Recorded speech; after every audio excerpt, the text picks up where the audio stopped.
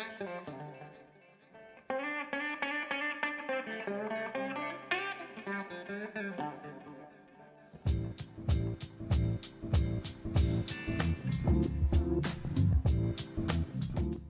we're talking about truth, part of truth is how we perceive things.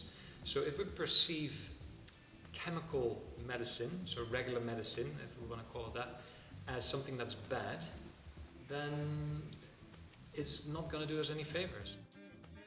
My wife had been diagnosed with a big tumor, was malignant, had to be operated upon because it was life-threatening in that moment, and then got the chemotherapy. It all worked for her, and she's now, I think it's about coming up to 11 years that she's been diagnosed totally healthy, free from any cancer.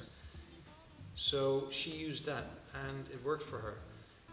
Me, on the other hand, I love any kind of natural way of healing and turning to natural remedies, and sometimes they haven't worked for me. That's just, honest as I can be. So, no, I don't support total chemical regular medicine, and no, I'm not against it either. There's a definite invitation to self-inquiry. If you understand that something is blocking whatever healing method you're turning to, then it's time to go internal and find whatever that is. And by clearing that out, all of a sudden you have access to the healing powers of whatever method you're turning to.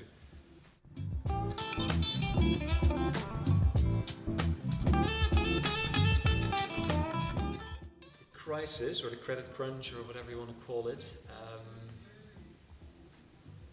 to me has definitely made people aware of, whoa, there's more to life than just my car, my bank account, that all of a sudden doesn't mean anything anymore. Anyway, and they started to ask some questions. What if I don't have a bank account, a big house, a big job? Who am I? And I think that's the real healthy reaction to it, response to it. And there's been an unhealthy response to it as far as I've experienced, which is that people have been locked into some kind of fear, like I need to hold on even tighter to any material possessions that I have. And it's really interesting because this seems to be a time where creativity wants to be used, inspiration wants to come to the surface, but by keeping ourselves locked into this fear of what if I don't have enough to survive, that creativity can't come out, the inspiration can't come out. There is talk about, there's a whole shift, not in consciousness in a positive way only, but there's also the shift in consciousness that is kind of negative, which is kind of including the bank systems and pharmaceutical industry. It looks like opposite powers are actually moving up and towards each other. It feels like there's a rise of the powers in a way. And my choice personally, my choice has been to, instead of focusing on the things that I don't like, to really start looking at things that I do like.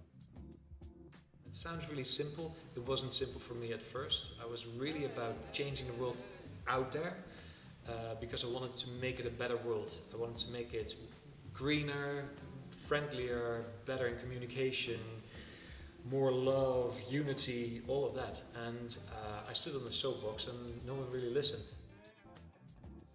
If I focus on what wants to change here, then because of that, things change around me as well. So it becomes an effortless changing of others because I just keep the focus here without being egocentric, but it's definitely, this is where it starts, and people recognize that. And I have a feeling that that's a healthy way of helping people to wake up to what is happening on this planet.